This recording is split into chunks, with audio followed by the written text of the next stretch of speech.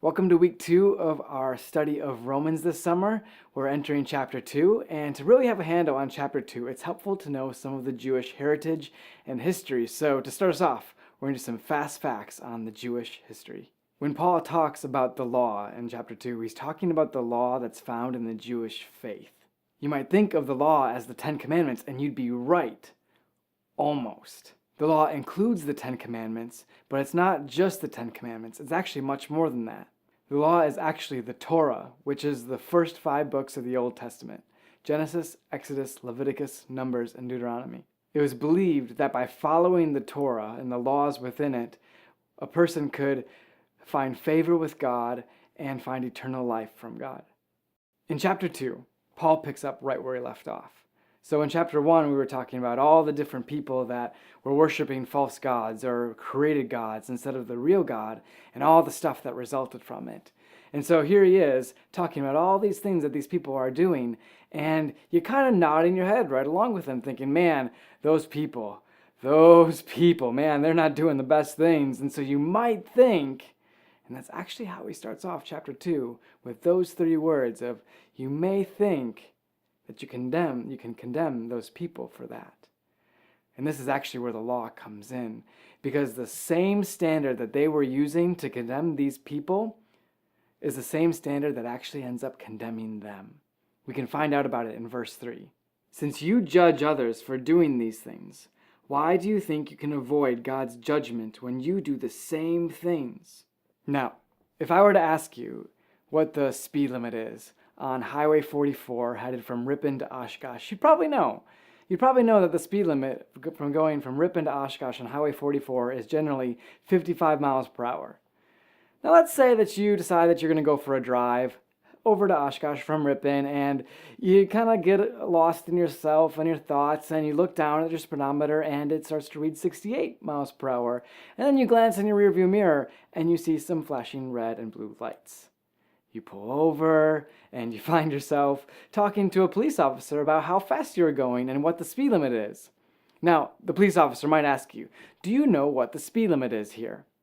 And you could say, because you know, the speed limit is 55 miles per hour. Now, the thing about that is, just because you know what the right answer is or what the right speed limit it is, doesn't mean you get out of the ticket. You're probably still going to get the ticket.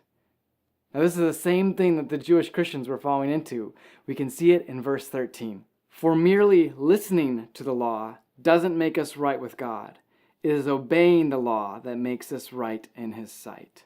So what Paul is saying is that just knowing isn't enough. Just knowing what the law says about how to believe in and follow God isn't enough. You actually have to obey the law. You have to do the things that it says. And this can be difficult. This can be hard. In fact, some would say it's near impossible to follow the law to the T. Unless your name is Jesus, really it's an impossible feat. It's hard to do, which is kind of the point. This is where Paul is taking us. He's taking us to this reality check that all of us have to acknowledge. And he takes us to this final verse in chapter 2. No, a true Jew is one whose heart is right with God. And true circumcision is not merely obeying the letter of the law, rather, it is a change of heart produced by God's Spirit. And a person with a changed heart seeks praise from God, not from people. So with chapter 2, what Paul is doing is hinting at something that gets at the bigger picture that Romans is trying to tell. In chapter 2, he ends with this little hint of how much different this faith in Jesus is than every other way that they've been experiencing in the past. It's not necessarily about obeying every letter of the law. What it is about, though, is having a changed heart that comes from faith in Jesus. And as we get further into Romans, we're going to explore that even more, and I can't wait to do so. But for now, we have some questions as we dive in to chapter 2 with your turn. So head off, go by yourself somewhere and read chapter 2, grab a group of friends and do so, and then answer for yourself these questions. Number 1, what jumped out at you as you read this chapter? Number 2, how does what you read challenge you to transform the way you think? And then finally, number 3, in what ways does this transformed way of thinking translate into living differently? Now for chapter 2, these are the 3 questions. Number 1, Who are you condemning if you think you can condemn the types of people described in chapter 1? Number 2, in verse 13, it talks about hearing the law versus obeying it.